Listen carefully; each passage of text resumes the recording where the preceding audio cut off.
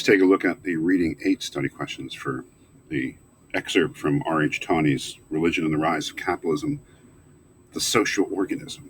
Number 1, Tawney's quote from Thomas Aquinas, whom we know, we read. The perfect happiness of man cannot be other than the division of divine essence. Basically means, my interpretation of what that quote means, that the purpose of every human being is to know God. That's the starting point for a Christian society, I suppose, right? Which medieval society in Europe was.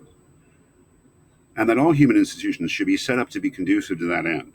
Very strange concept, but that, I suppose, is what a fully religious society would be. Do you think a society based on this ideal would be a good one? Why or why not? Well, it really depends upon your values, and it really depends upon your notion of what society, the institutions of society and its relationship with the individual really should be. I think in modern terms, it's unacceptable because it presumes that the end or purpose of every life is the same and is a religious purpose.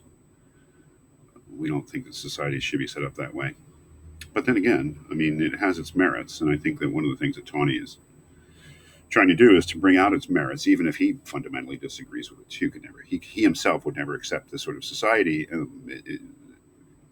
It's too different from our modern notions of what a good society is, but it has its merits. I mean, in the sense that all of the institutions of society kind of come together to try to reach a goal, which is not a bad goal, religious salvation. It's just that it presumes that everybody has that same goal, which of course we don't. Interesting idea. Number 2, Tawney says that in medieval society, quote, social institutions assume a character which may almost be called sacramental. What does this mean? Well, it derives from the first question. If the institutions of society, education, marriage, the economic institutions, the political institutions, if all of them are meant to help the individual get to salvation, then they themselves take on a religious importance.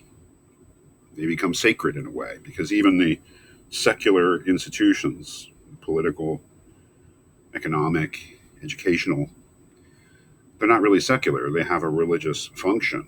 It all sort of works together to promote a religious end. So to call them sacramental is to say that they have a kind of a holy aspect to them, insofar as their purpose is to bring people closer to God. I think is the idea of them being sacramental, which again is an alien idea. We don't believe that education in America is meant to bring the individual closer to God. It's teach them how to read, right? And then they can do whatever they want. Number 3, Tawney says that medieval social thought insisted that, quote, within classes there must be equality, but, quote, between classes there must be inequality. Do you agree? Is there a need for class inequality? Why or why not? I didn't seriously believe that many people would agree that class inequality was a good thing, but again, it's an interesting notion because, of course, the idea is that there must be inequality because each class has a function. And if all the classes were equal to each other, classes equal to each other, then they wouldn't be able to fulfill their function. And that would be bad for everyone. So that's the logic of it. There has to be inequality because somebody has to be in charge, or somebody has to have a role or a duty which is, requires them to have more power or something like that, right? So whether we agree that there needs to be class inequality, it certainly goes against the fundamental beliefs of a modern liberal society where everyone's supposed to be equal. And the goal is to have no classes. Have a Kantian vision of a society of individuals who are free and equal. But again, it's a different way of thinking.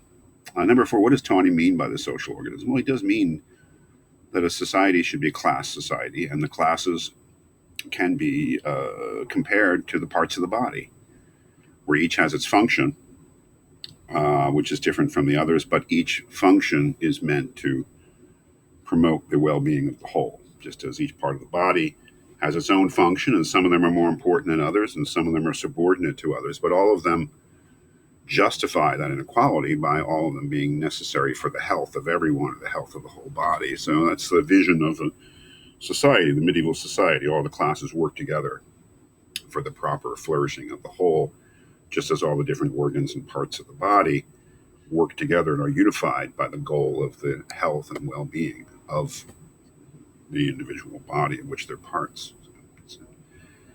It's an analogy.